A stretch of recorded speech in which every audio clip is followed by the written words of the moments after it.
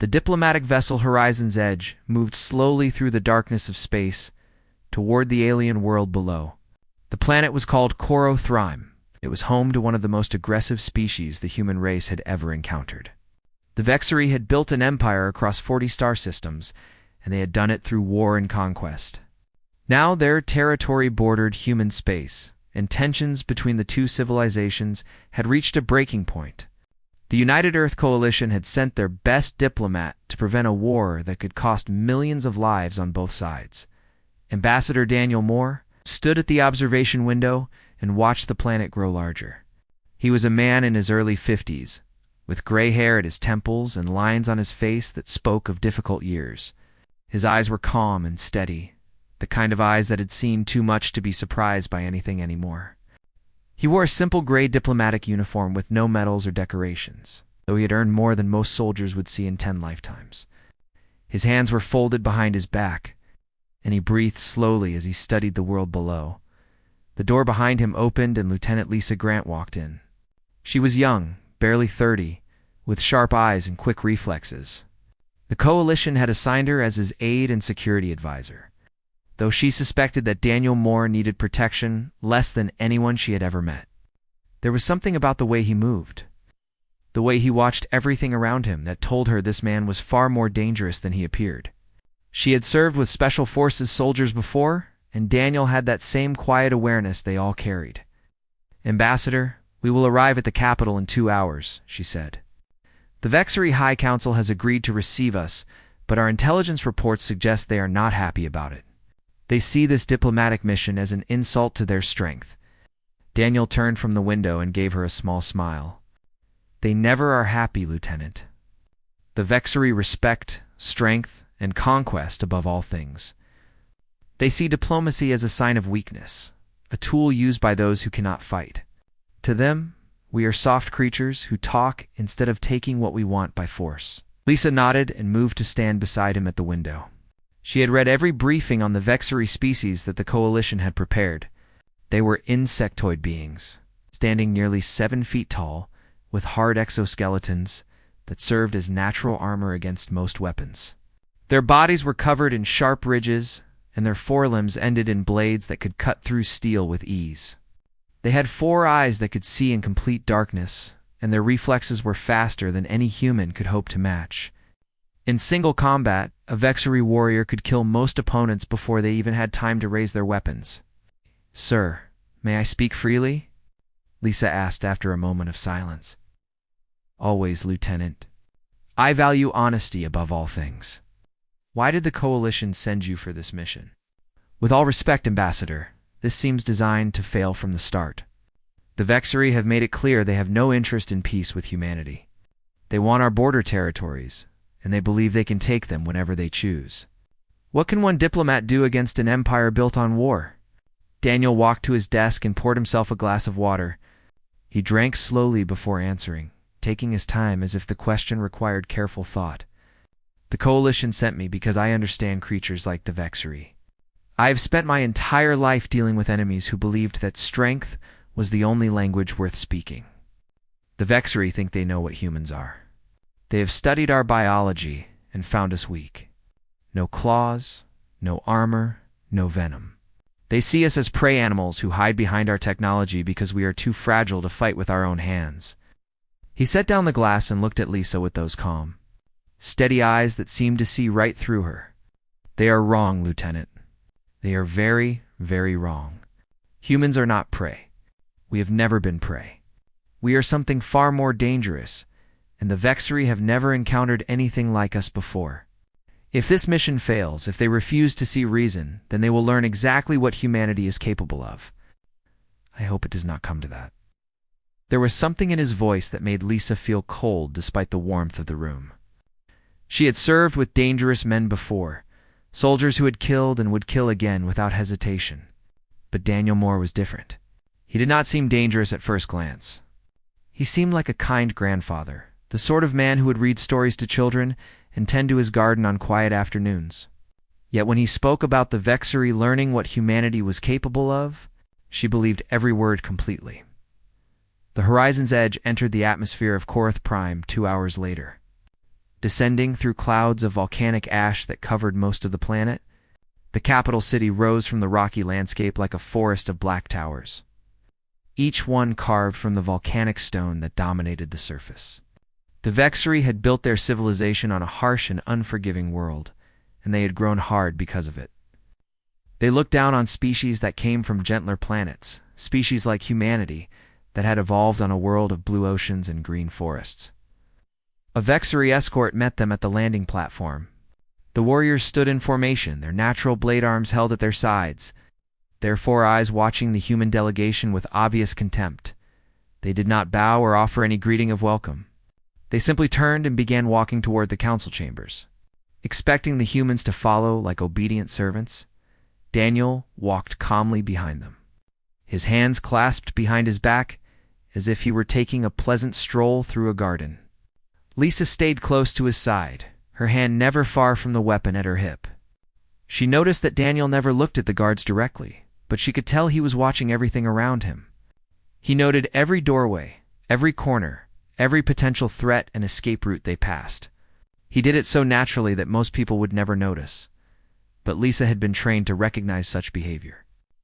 This man had spent years in dangerous places, learning to see death before it arrived. The council chambers were vast and dark, lit only by glowing crystals that cast strange shadows across the ancient walls.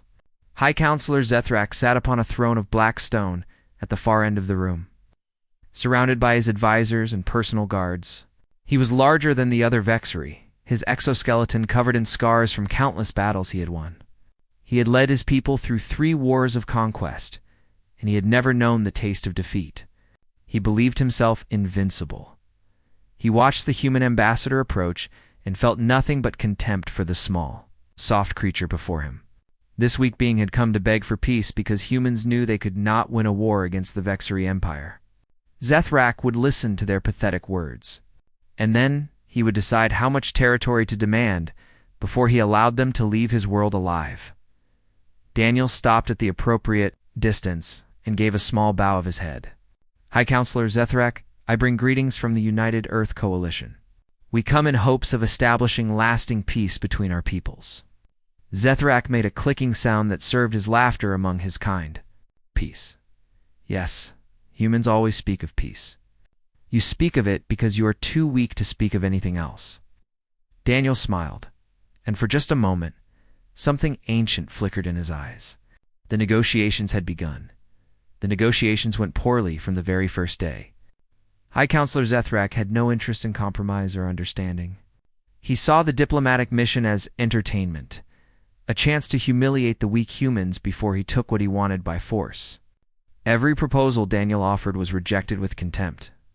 Every attempt at finding common ground was met with mockery and insults that grew worse with each passing hour.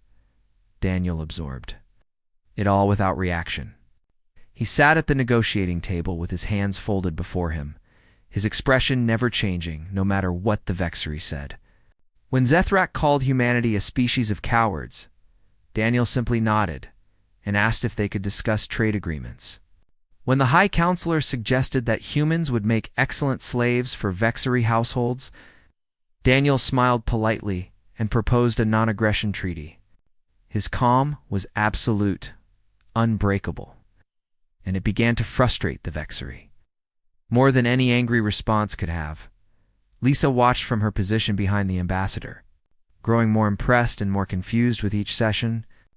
She had never seen anyone endure such deliberate disrespect without showing any emotion. Most diplomats would have walked out on the first day. Most soldiers would have thrown a punch by the second. But Daniel simply sat there, patient as stone, waiting for something that only he seemed to understand. On the second day, the insults became more personal. Zethrak described in vivid detail what his warriors would do to human colonies when the war began. He spoke of cities burning and children screaming and families torn apart by Vexari blades. He watched Daniel's face for any sign of anger or fear, any crack in that impossible calm. He found nothing. Daniel listened to every horrific word and then asked if the High Counselor would like to take a short break before continuing. By the third day, Vexari were becoming unsettled. They did not understand this human. Every other species they had encountered responded to threats and intimidation in predictable ways. Some fought back and were crushed. Some submitted and were enslaved. Some ran and were hunted for sport. But this human did none of those things. He simply sat there with that small smile on his face, absorbing everything they threw at him as if it meant nothing at all. It was on the third evening that a young Vexery noble named Krethvos decided to test the human directly.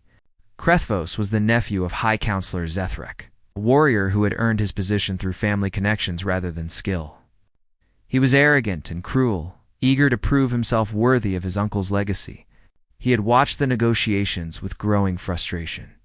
Angry that this soft creature was making fools of them all with his unshakable patience, he intercepted Daniel in a corridor away from the main council chambers, far from any witnesses who might interfere. With him were 4 armed guards, warriors who owed their loyalty to his family. They surrounded the human ambassador and blocked his path, their blade arms gleaming in the dim light. Lisa reached for her weapon, but Daniel raised a single hand to stop her. His eyes never left Krethvos as the young noble stepped forward, towering over the human by nearly 2 feet. "You think you are clever, human?" Krethvos said, his voice dripping with hatred. "You think your calm words and patient manner will save you. But I see what you truly are. You are nothing but a coward hiding behind protocol and procedure. You are weak, like all your pathetic species." Daniel said nothing. He simply stood there, looking up at the Vexery with an expression of mild interest, as if he were watching a child throw a tantrum. This made Krethvos even angrier. He wanted fear. He wanted submission. He wanted this human to beg for mercy, so he could show everyone that humanity was exactly as pathetic as they appeared. Instead, he got nothing but that infuriating calm, without warning. Krethvos struck Daniel across the face with his armored foreleg. The blow was powerful enough to send most humans to the ground, powerful enough to crack bones and shatter teeth. Daniel's head snapped to the side and blood began flowing from a deep cut on his cheek. He stumbled, but did not fall. Lisa drew her weapon, but the 4 guards raised their blades, ready to cut her down if she moved. She froze, knowing that any action would mean both their deaths. The corridor fell silent. Krethvos waited for the human to collapse, to cry out in pain, to show some sign of the weakness he knew was there. Instead, Daniel slowly straightened and turned back to face his attacker. He touched the blood on his face and looked at it for a long moment. Then he raised his eyes to meet Krethvos. Something in his gaze made the young noble take an involuntary step backward. There was no fear in those eyes. There was no pain or anger or desperation. There was something far worse, something ancient and patient and utterly without mercy. It was the look of a predator that had been waiting for exactly this moment. A creature that had seen 1,000 enemies fall and knew with absolute certainty that it would see 1,000 more. Daniel smiled, and the temperature in the corridor seemed to drop by several degrees. "Thank you," he said quietly, his voice soft and calm. "You have given me exactly what I needed." Krethvos did not understand. He looked at his guards, who seemed just as confused. They had expected the human to collapse or flee or beg for his life. They had not expected this strange gratitude, this unsettling calm in the face of violence. "What are you talking about, human?" Krethvos demanded, trying to sound confident but failing. Daniel wiped the blood from his cheek with his sleeve, still smiling that terrible smile. "You will understand soon enough." "You all will," he turned, and walked past the guards as if they were not even there, as if for armed Vexery warriors meant nothing to him at all. Lisa followed quickly, her heart pounding in her chest, her mind racing with questions she was afraid to ask. When they were safely back in their quarters, she finally spoke. "Ambassador, what just happened? Why did you thank him for attacking you? We need to report this to the Coalition immediately. This is an act of war." Daniel walked to the window and looked out at the dark towers of the Vexery capital. The blood on his cheek had already begun to dry, but he made no move to clean it or treat the wound. "The Vexery believe they understand humanity," he said quietly. "They believe we are soft and weak and easily broken. They needed to see proof of their beliefs before they could learn the truth." Krethvos has just provided that proof. He has struck a diplomatic envoy of the United Earth Coalition, and he has done so in front of witnesses. He turned to face Lisa, and she saw something in his eyes that made her realize she had never truly known this man at all. That young fool has just given me permission to show them what I really am. And by the time I am finished, the Vexery will never underestimate humanity again. Lisa felt a chill run down her spine. She had served with the most dangerous soldiers in the Coalition military, men and women who had fought and killed across a dozen worlds. None of them had ever frightened her the way Daniel Moore frightened her now. "What are you going to do?" she asked, her voice barely above a whisper. Daniel smiled, and in that moment, he did not look like a diplomat at all. He looked like death itself wearing a human face. "I am going to teach them a lesson they will never forget." Word of the assault spread quickly through the halls of Korath Prime. By morning, every Vexery in the capital had heard how the human ambassador had been struck down by young Krethvos. The story grew with each telling, becoming more dramatic and more humiliating for humanity with every version.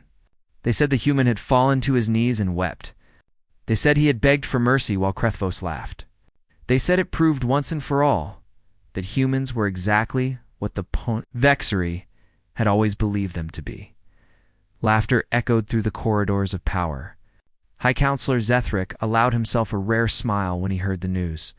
His nephew had done what the diplomatic sessions could not, breaking the strange calm of the human ambassador and revealing the cowardice beneath.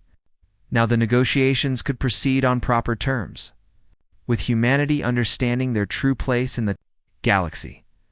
But then the messages began arriving. The first came directly to High Counselor Zethrak from Admiral Carol Patterson of the United Earth Coalition Defense Fleet. Her voice was cold as ice as she informed him that Ambassador Daniel Moore had been granted special authorization. Under Coalition Emergency Protocol 7, the attack on his person had triggered provisions that most humans hoped would never be used.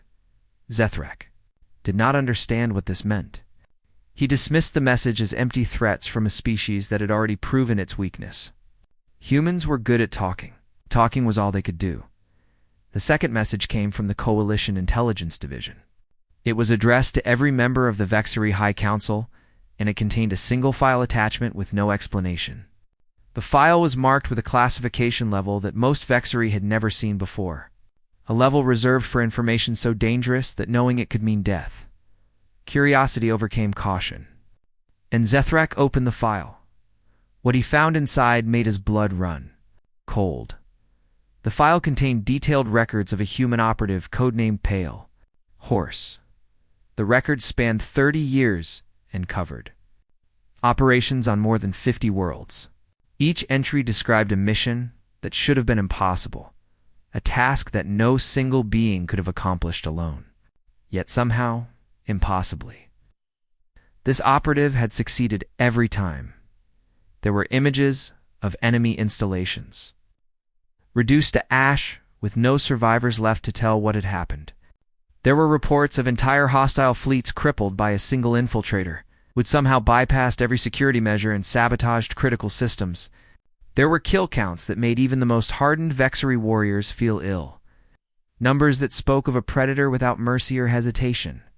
The operative had never been identified, for decades, Pale Horse had been nothing but a ghost, a legend whispered among the enemies of humanity. Those who had faced him and survived, and there were very few, described him as something more than human. They said he moved through shadows like he was made of them. They said he could see death coming before it arrived. They said that when he smiled at you, it was already too late, and now the file revealed what had been classified at the highest levels of human security for all those years. Ambassador Daniel Moore was Pale Horse, the kind grandfather.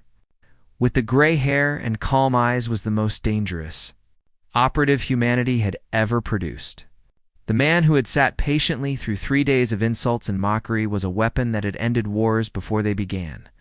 And by striking him, Krethvos had just activated a clause that removed all diplomatic restrictions from his response. Zethrak read the file 3 times, hoping he had misunderstood. but the evidence was undeniable. Every mission, every kill, every impossible victory traced back to the same man. Daniel Moore had not come to Korath Prime as a diplomat. He had come as something far more dangerous, wearing the mask of weakness to see how the Vexery would respond. And they had responded exactly as he had expected. Within hours, the file had spread to every military network in the Vexery Empire. It bypassed their most advanced security systems as if they were toys designed for children. Their encryption meant nothing. Their firewalls were useless. Whoever had sent this information wanted every Vexery to see it, and there was nothing they could do to stop it. Panic began to spread through the capital. Warriors who had laughed at the human ambassador now spoke his name in whispers. Those who had witnessed the assault on Krethvos suddenly remembered the strange look in Daniel's eyes, the way he had thanked his attacker as if receiving a gift. They understood now what that look had meant. Krethvos himself received a personal copy of the file, delivered directly to his private quarters. With it came a simple message written in perfect Vexery script. It contained only 2 words that translated roughly to patience rewarded in the human tongue. He did not sleep that night. Every shadow in his room seemed to hold a threat. Every sound in the corridor made him reach for his weapon. He had struck the most dangerous human alive, and now he waited for the consequences to arrive. High Counselor Zethric summoned his military advisors for an emergency meeting. He demanded answers that none of them could provide. How had one human accomplished so much? How had their intelligence services failed to identify him? How could a species that seemed so weak produce something so terrifying? The oldest military historian in the council, a scarred veteran named Vethker who had studied alien species for over 60 years, finally spoke. His voice was heavy with a respect that Vexery rarely showed to other races. Humans are not what they appear to be, he said slowly. We have made a terrible mistake in judging them by their bodies alone. They have no claws or armor because they never needed them. They are persistence predators, High Counselor.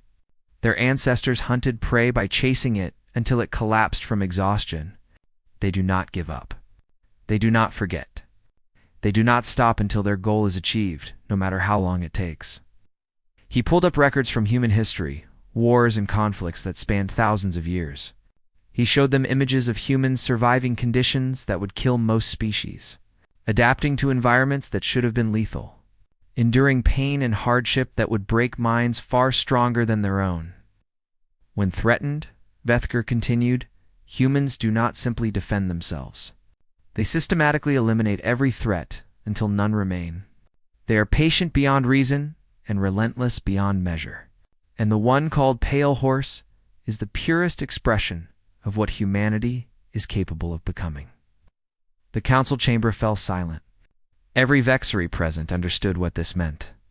They had insulted and threatened and finally attacked a being who had spent 30 years ending lives with terrifying efficiency. They had given him legal justification to respond in any way he saw fit, and they had done it. While he was standing in their capital, surrounded by everything they valued, Zethrak looked at the image of Daniel Moore displayed on the council screen. The human looked so ordinary, so harmless, so weak. But now the High Counselor could see past the mask to what lay beneath. They had invited death itself into their home. They had done everything possible to make it angry. What do we do now? Asked one of the younger council members, his voice trembling. Vethker shook his head slowly. We wait, and we pray to whatever gods will listen that the human called Pale Horse has more mercy than his reputation suggests. Somewhere in the diplomatic quarters, Daniel Moore stood at his window and watched the lights of the Vexery capital. The cut on his cheek was healing nicely. He had made no aggressive moves, issued no threats, taken no visible action at all, but he was smiling. And that smile promised that the lesson was only beginning. Krethvos discovered he was being hunted on the 4th night after the assault. It started with small things, incidents so minor that he almost dismissed them as coincidence. But there were too many coincidences, and they were happening too quickly to be anything but deliberate. His personal guards began disappearing one by one. The first was found unconscious in a storage room with no memory of how he got there. The second was discovered locked inside a maintenance shaft. He was unable to explain how he had ended up there or why his communication device was missing. The third simply vanished for 6 hours before walking back into the barracks, confused and frightened, insisting that he had only stepped away for a moment. None of them had been harmed. There were no wounds, no injuries, no evidence of violence at all. But each guard had been removed from his position with such ease that it seemed almost playful, as if whoever was doing this wanted Krethfos to understand just how vulnerable he truly was. His security codes changed without his input. Systems he had used for years suddenly refused to recognize him. Doors that had always opened at his approach remained sealed until he begged the security station to override them. Each failure was documented by security logs that showed no sign of tampering. No evidence that anyone had touched his access credentials at all. His private communications were intercepted and broadcast to his rivals within the Vexari nobility. Messages he had sent in confidence appeared on public networks, revealing insults he had made about other powerful families, secrets he had promised to keep, lies he had told to advance his position. Former allies turned cold when they saw him. Former friends refused to meet his eyes, and through it all, Ambassador Daniel Moore attended every diplomatic session with the same calm demeanor he had always displayed. The cut on his cheek was healing slowly, a constant reminder of what Krethfos had done. He spoke of trade agreements and border treaties as if nothing unusual was happening in the Vexari capital. He never mentioned the assault. He never made threats or demands. He simply continued his work as if Krethfos did not exist. But Krethfos knew the truth. Every Vexari in the capital knew the truth. The human was dismantling the young noble's entire life without ever being caught, without ever breaking a single law that could be proven in any court. He was taking apart everything Krethfos had built with the patience of a surgeon and the precision of a master craftsman. On the 5th day, Krethfos found that his family's business dealings had been exposed to the Vexari Commerce Authority. Transactions that had been carefully hidden for generations were suddenly visible to investigators. Tax records that had been altered years ago now showed their original figures.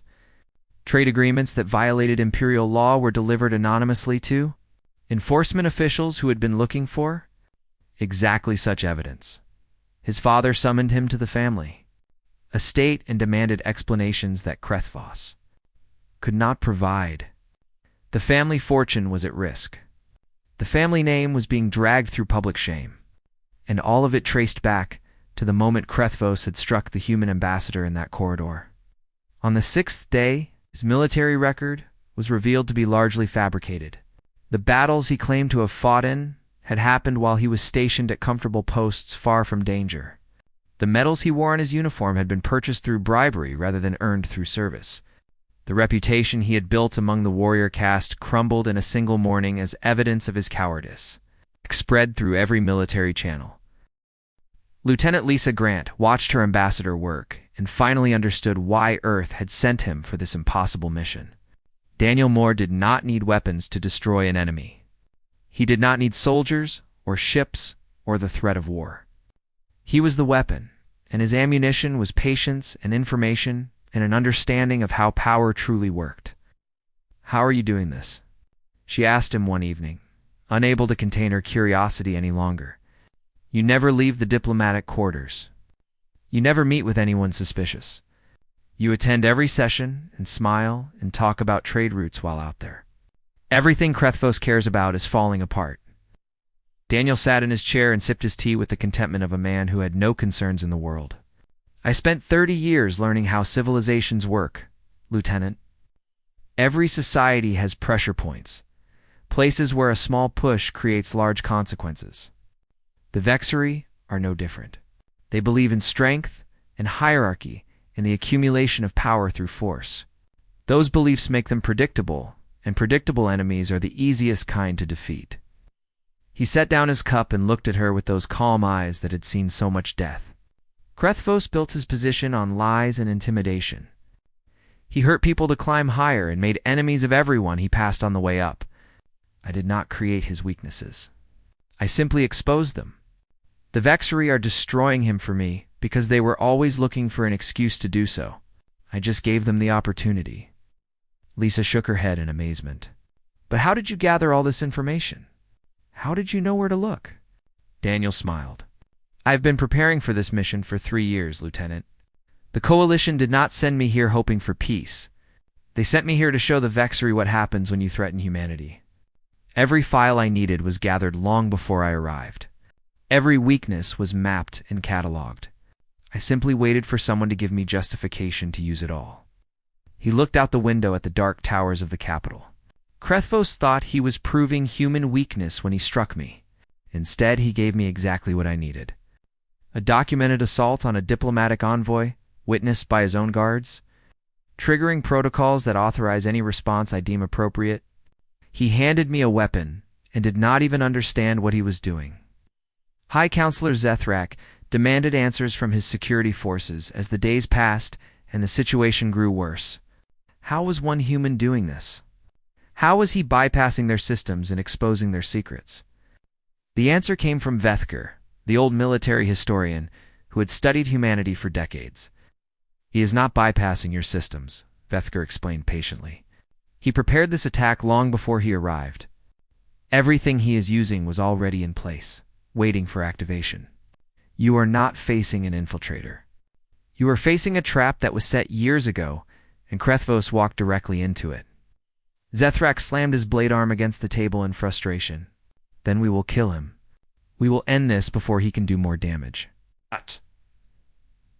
Vethker shook his head slowly. If you kill him, the Coalition will have justification for the war they have been preparing. And Ambassador Moore has made certain that evidence of everything we have done reaches Earth continuously. If he dies, that evidence will be released to every species in the galaxy. The Vexery Empire will face enemies on all sides, and we will face them alone. The High Counselor fell silent. He understood now what he was dealing with. The human had constructed a situation where every possible response only made things worse for the Vexery. Attack him, and war comes. Ignore him, and he continues his destruction. Negotiate with him, and admit weakness before the entire galaxy. Daniel Moore had not come to prevent a war. He had come to win one without firing a single shot. On the 7th morning, Krethvos woke to find that his family had officially disowned him. His titles were stripped. His access to family resources was revoked. His name was removed from the lineage records as if he had never existed. He was alone, abandoned by everyone who had once supported him. Left with nothing but the shame of what he had done. And still the human ambassador attended his diplomatic sessions. Smiling that calm smile, the cut on his cheek almost completely healed. He never looked at Krethvos. He never acknowledged his existence at all. That was somehow the worst part. To be destroyed so completely and so thoroughly by someone who did not even consider you worth noticing. On the 7th night, Krethvos sat alone in the small room that had become his prison. It was not a cell in the traditional sense, but it might as well have been. He had nowhere to go, and no one who would receive him. His family had cast him out. His allies had abandoned him. His military career was finished before it had truly begun. Everything he had worked for, everything he had believed made him powerful, had been stripped away in less than a week. He did not hear the door open. He did not sense anyone enter the room. But suddenly, Ambassador Daniel Moore was standing before him, appearing from the shadows as if he had always been there, as if he belonged to the darkness itself. Krethvos scrambled backward, his blade arms rising in desperate defense, but Daniel made no aggressive move. He simply stood there in his simple gray uniform, his hands clasped behind his back, looking down at the fallen noble with an expression that was almost kind. "Do you understand now?" Daniel asked softly. His voice was gentle. The voice of a teacher speaking to a student who had finally learned an important lesson. Krethvos wanted to attack. He wanted to drive his blades through this human's heart and end the nightmare that his life had become. But he could not move. Looking into those calm, steady eyes, he understood with absolute clarity that any attack would fail. This human had dismantled his entire existence without ever touching him. Physical violence would be no different. "What do you want?" Krethvos whispered, his voice broken. Daniel moved to a chair and sat down across from the Vexery, as casual as if they were old friends meeting for a pleasant conversation. "I want you to understand something important. I want you to carry this understanding with you for the rest of your life, so that others may learn from your mistake." He leaned forward slightly, and his eyes held Krethvos, frozen in place. "I could have killed you on the first night. I could have killed every guard you brought with you. Every noble who laughed at my expense. Every warrior who thought humanity was weak. I could have done it before anyone knew I had moved, and I could have walked out of this capital without leaving a single witness behind." Krethvos believed him. Looking at this man now, he believed every word completely. "But death," Daniel continued, "is a mercy the first reserved for worthy opponents. It is clean and quick and final. The dead do not suffer. The dead do not remember. The dead do not serve as warnings to those who might make similar mistakes." He sat back and folded his hands in his lap. "You are not worthy of that mercy, Krethvos. You are a coward and a bully who built his life on hurting those weaker than yourself. You struck me because you thought I could not strike back. You were wrong, but your wrongness does not earn you the dignity of a warrior's death.